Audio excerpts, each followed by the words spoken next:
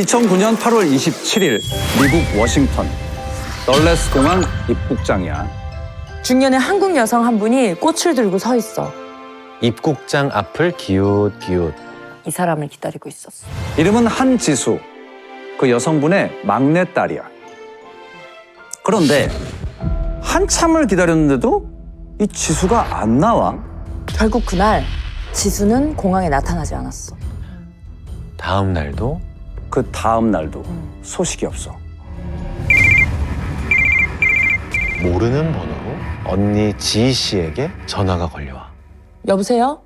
Hello, are you 지수 sister? 응? 외국인 여자야. Your sister is in prison. 어? 자기는 이란 사람인데 인터폴 유치장에서 지수를 만났대. 언니 지희 씨는 놀란 심장을 부여잡고 인터폴 사이트를 뒤지기 시작해. 지수한. 근데 이거 뭐야? 나와요? 나왔어. 내 동생 지수에게 적색 수배령이 내려져 있어. 지수가 누군가의 생명을 해쳤다는 거야. 살인. 살인. 살인을 어? 했다라는 거지. 그렇다면 누굴 죽였다는 걸까? 바로 이 사람이야. 이름은 마리스카 마스트. 네덜란드 사람인데 23살의 평범한 대학생이야. 시간을 1년 전으로 되돌려볼게. 2008년 서울이야. 올해로 25이 된 지수. 그러던 어느 날 나 사표 낼 거야. 이걸 배우고 싶다는 거야. 스쿠버 다이빙? 그래. 아, 스쿠버 다이빙. 딸의 선택을 존중해 주기로 한 거야. 지수의 아버지 한원우 씨야. 지수는 스쿠버 다이빙 강사 자격증을 따러 가기로 결심했어. 한 곳이 눈에 들어왔어. 로아탄. 로아탄 섬. 카리브해에 있는 섬인데 다이버들의 성지로 통하는 곳이야. 그런데 이곳엔 한 가지 문제가 있어. 뭔데요? 로아탄 섬이 있는 나라가 평범한 나라가 아니거든. 들어본 적은 있지, 온두라스. 들어본 적 있지. 이 나라가 왜 평범한 나라가 아니냐라고 얘기했냐면 치안이 안 좋아. 어느 정도로 안 좋을까? 자, 온두라스에서 31년째 살고 계신 분의 이야기를 들어볼게.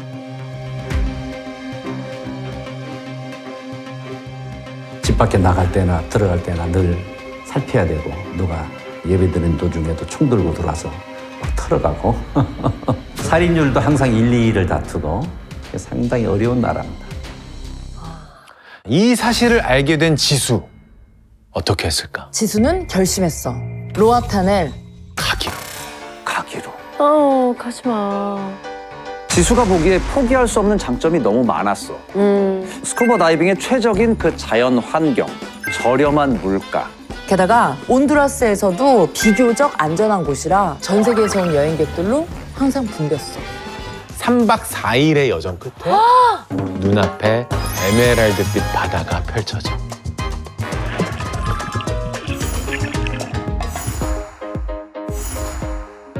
강사 시험이 열흘 앞으로 다가와. 이때 지수에게 난감한 일이 하나 생겼어. 함께 지내던 룸메이트들이 하나 둘 귀국을 하는 바람에 머물 곳이 사라진 거야. 에이, 지수! Stay at my house! 댄이라는 남자가 호주에서 왔는데 지수가 다니던 다이빙샵의 강사였어. 댄과 하우스메이트로 지내게 됐어. 2008년 8월의 한 늦은 밤이야. 얼큰하게 취한 댄이 현관문에 들어서. 근데 보니까 혼자가 아니야. 아까 그 사진 속 네덜란드 여성 마리스카 마스트. 지수가 살해했다는 바로 그 여자야. 잠시 후 새벽 3시경 지수가 화장실을 가려는데 화장실 문이 잠겨 있어. 그때 안에서 요란한 소리가. 화장실 안에서? 그리고 갑자기 화장실 문이 벌컥 열리더니 마리스카가 앞으로 꽝!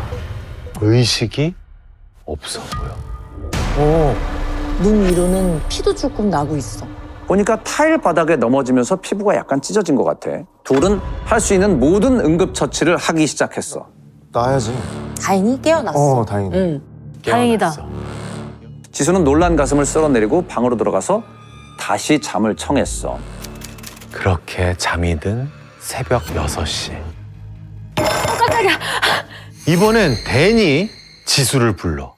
댄의 침대에 마리스카가 누워있고 숨소리가 어머. 금방이라도 숨이 넘어갈 지경이야. 가까스로 이웃집 남자의 트럭을 빌려서 병원으로 이송을 했지만 마리스카는 결국 숨을 거두고 말았어. 혼돈의 새벽이 지나가고 경찰 조사가 이루어졌어. 자, 목격자의 신분으로 조사를 받게 된 거야. 그럼 조사 결과는 어떻게 됐을까? 댄은 뚫려났어. 별다른 타살 혐의를 발견하지 못했다는 거야. 그럼 지수는? 다시 일상으로 돌아갔지. 네. 그렇다면 마리스카는 왜 죽은 걸까? 사망 원인은 뇌손상에 의한 급성 뇌부종. 아까 새벽에 마리스카가 화장실에서 나오면서 바닥에 넘어졌다고 했잖아. 네네. 아마도 그때 뇌진탕이 온 걸로 보여. 자, 그리고 또 다른 정황도 발견돼. 안페타미나스 파스티브? 암페타미너스. 그렇지. 포지티브. 이거 무슨 뜻이야? 암페타민? 양성. 양성이란 얘기야. 네. 암페타민은 향정신성 의약품이야. 마약류란 얘기지. 아, 그날 마리스카가 술 많이 취해 있었다고 했잖아. 약물에도 취해 있었던 걸로 보여. 자, 이런 상황에서 바닥에 세게 넘어졌고 뇌 손상까지 있게 된 거지. 사고사의 가능성이 훨씬 더 커 보이지. 그렇게 댄은 온두라스를 떠나서 호주로 돌아갔고 지수도 원하던 다이버 강사 자격증을 따고 한국으로 돌아왔어. 사건 2달 뒤 이집트 다합이야. 그곳에서 로아탄 섬에서 딴 자격증으로 이집트 다합에서 강사 활동을 시작한 거야.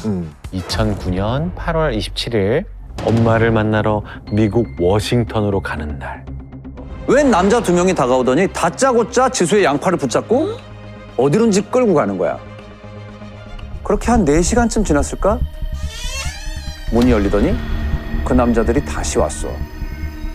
지수를 버스에 태워. 버스?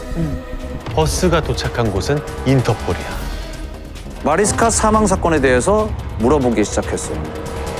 아랍어로 적힌 무슨 서류를 내밀더니 서명하래. 이거 뭐 서명을 안 할 수가 없는 분위기인 거야. 이후 지수는 인터폴 유치장에 감금되고 말아. 인터폴의 유치장에 들어온 지 일주일쯤 됐을까? 문이 열리더니 누군가 지수를 불러. 안녕하세요, 한지수 씨. 대사관에서 나왔습니다. 드디어 이집트 대한민국 대사관에서 영사가 나온 거야. 지수는 영사에게 곧바로 물었어.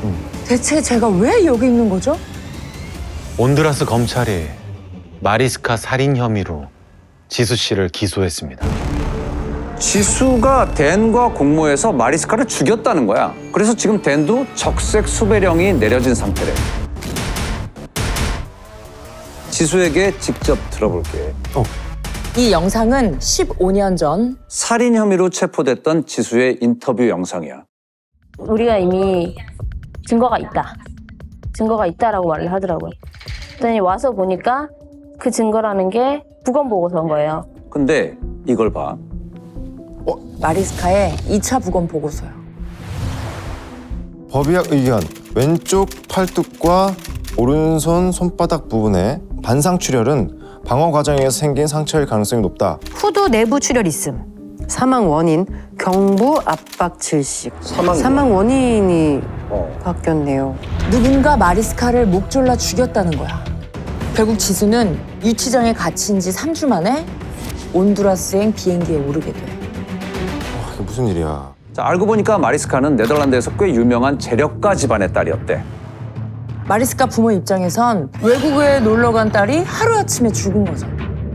얼마나 허망하고 원통하겠어. 그래서 아마도 딸이 사고로 죽었다는 사실을 인정하지 못한 것 같아. 그래서 온두라스 측에 압박을 가한 걸로 보여. 어떻게든 범인을 잡고 싶은. 자, 2009년 9월 23일. 떠난 지 1년 만에 지수는 살인 용의자가 되어 다시 로아탄 섬으로 돌아왔어. 자, 온두라스의 사법 체계를 좀 간단하게 요약을 해봤어. 자, 첫 번째 단계. 지수는 온두라스에 압송된 그날 곧바로 1차 심리를 받았어. 피해자의 인적사항, 피해 사실 등을 확인하는 절차야. 변호사 없이 오로지 혼자 헤쳐나가야 했어. 말이 안 되지. 결국 1차 심리 후 지수는 차가운 유치장에 구금이 됐어. 두 번째, 2차 심리야. 예비 심리라고 하기도 해. 자, 이 절차는 우리나라의 구속적부심 단계에 해당이 돼. 구속이 합당한지 판단하는 절차야. 감옥으로 가느냐 마느냐. 지수가 그날을 회상하면서 쓴 글이야. 한번 읽어봐 줄래? 심리가 시작되자마자 검사는 다짜고짜 살인이라는 주장을 아무런 설명 없이 합니다. 객관적인 입장에 있어야 할 검사가 마치 마녀 사냥하듯이 무고한 사람을 몰고 가고자 하는 흔적이 역력하였습니다. 재판의 공정성 역시 의심스러운 상황입니다. 저는 현재 온두라스의 라세이바 감옥에 수감 중이며 3차 심리 및 재판을 기다리고 있습니다. 어떻게 됐어? 구속됐네요. 그래. 아이고. 증거도 충분하고 외국인이라 도주의 위험도 있대. 결국 구속 확정. 구속 확정. 이 결과에 가장 절망한 사람은 누구겠어? 부모님? 지수 씨의 가족. 그렇지. 바로 지수의 가족이었겠지. 지수 아빠 한원우 씨는 딸의 체포 소식을 듣고 온두라스로 급히 날아왔어. 생업이고 뭐고 다 접으셨대. 자, 그런데 한 가지 희망적인 소식을 듣게 돼. 이걸 받으면 지수가 불구속 수사를 받을 수 있다는 거야. 신원 보증서. 그래. 대한민국 정부가 신원 보증을 서준다면 불구속 수사가 가능해질 수도 있다는 거야. 아빠는 곧장 대사관으로 달려갔어. 아빠의 간절한 호소는 받아들여졌을까? 우리 대사관은 한지수 씨의 어려운 사정을 존중하여 외교통상부에도 이를 건의하였으나 우리 정부는 정부가 개인에 대해 보증할 수 없다는 일관된 원칙을 적용함으로써 신병 확보에 대한 어떠한 서명 보증도 제공할 수 없음을 알려왔습니다. 자, 냉정하게 말하면 대사관의 입장에선 아직 모르는 거야. 한지수라는 사람이 정말 억울한지 아니면 정말 마리스카를 살해한 진범인지. 하지만 아빠는 다르지. 아빠는 오직 딸을 감옥에서 빼내겠다는 생각뿐이야. 그치. 이 영상을 보면 너도 그 마음을 이해하게 된다. por venir de la Ceiba. 3 eran visitantes y el resto. Y en una cadena nacional. 온두라스는 큰 그룹 두 갱이 있어요. 그래서 이들은 보는 대로 서로 죽여요. 상대방 감옥에다가 못 나오게 막고 불질러서 다 태워 죽이는 거예요. 교도소 안에 원칙이라는 게 없어. 뭔가 시스템이 있는 게 아니야. 이런 곳에 내 딸이 가 있어. 지수 아빠라면 마음이 어떻겠어? 미칠 것 같아요. 지수의 유일한 희망은 누구야? 유일한 희망? 나를 찾아오는 아빠였어. 매일 40km를 달려서 지수의 면회를 갔어. 지수가 지금 몸이 안 좋은 상태니까 혹시라도 또 아픈 거 아닌가 뭐 하는 걱정으로 또 가고. 지수. 아빠 갔다. 안녕하세요. 저렇게 밝게 인사하는데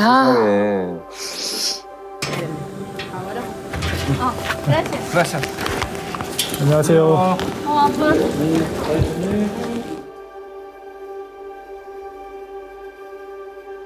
면회 시간은 이제 3시까지인데 이제 지수가 이제 그 3시만 되면 아빠 조금만 더 있다가 이제 그렇게 얘기를 하죠. 조금이라도 더 있고 싶지만 제가 그 버스를 놓치면 제가 무슨 일을 당하면 지수를 찾아갈 사람이 없거든요.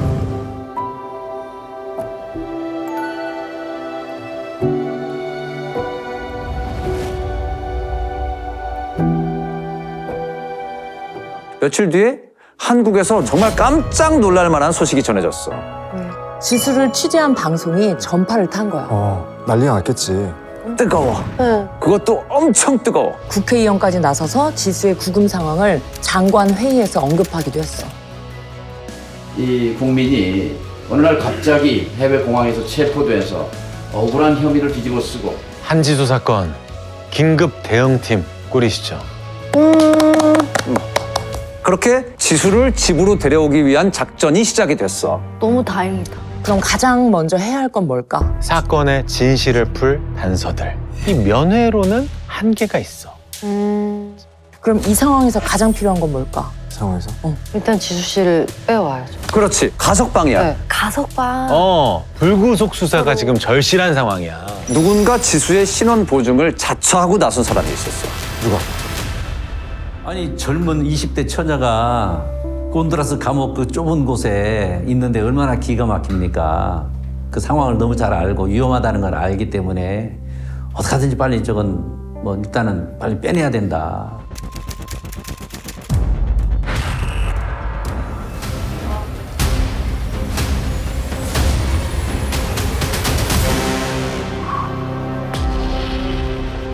아.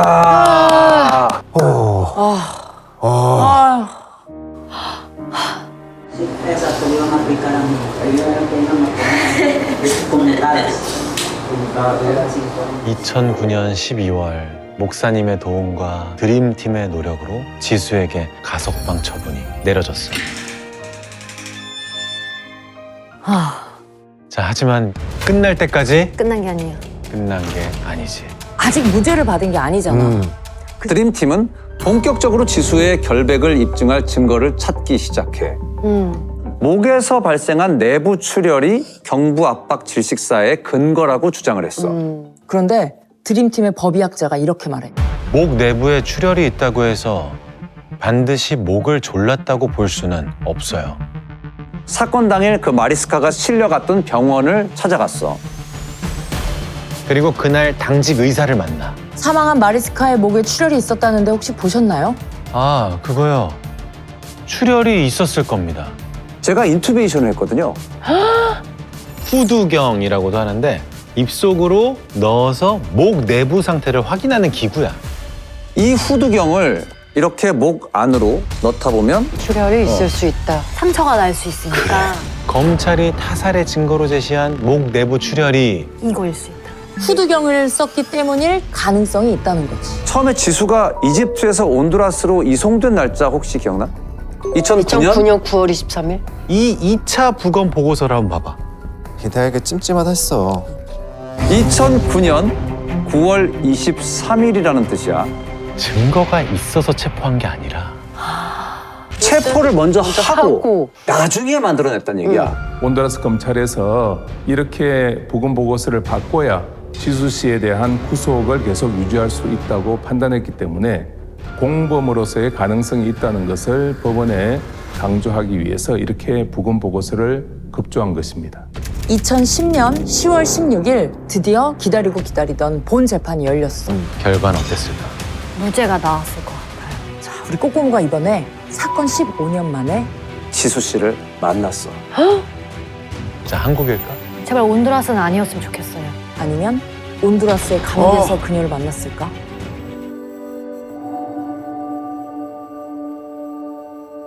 저는 온두라스에서 살인 누명을 쓰고 온두라스에서 갇혀 있었던 한지수라고 합니다. En aplicación al artículo 339 del Código Procesal Penal, este tribunal absuelve. 어떤 의심도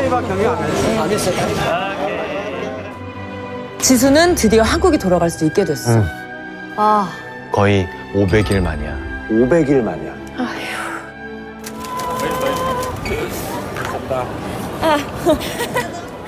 기분 좋아요. 아, 내가 살아서 돌아왔구나. 기뻤다라고 말씀을 드리고 싶긴 한데 사실 그렇지 못했어요. 네. 좀 불안하고 이미 어떻게 보면 좀 그 일을 겪으면서 제가 정신적으로 되게 많이 약해져 있었던 것 같아요. 그래도 지수는 다시 힘을 냈어. 모든 게 달라졌지만 변함없는 한 가지가 있었거든. 한결같이 내 곁을 지켜주는 아빠. 그때 아버지한테 한마디를 좀 건넨다면 어떤 이야기를 좀 건네주고 싶으세요? 그 당시에 아빠한테 갈 수 있다면 오 아빠 덕분에 나 잘 나와 있어 이렇게 그러니까 괜찮아 너무 염려하지 말고 계속 열심히 해 약간 이런 식으로 이야기를 하지 않을까. 너무 걱정하지 마라 이렇게 얘기했겠죠. 얘기하고 싶어요. 오늘의 이야기 여기서 끝낼게. 커다란 벽처럼 엄청난 물기둥이 몰아쳐. 빗소리는 공포스러울 정도로 쏟아져. 저기 애가 있다! 지리산 일대의 폭우로 인한 인명 피해가 계속 늘어나고 있습니다. 졸지에 죽음의 계곡으로 전락했습니다. 동시다발적으로 지리산 곳곳이 부서지고 무너지기 시작한 거야.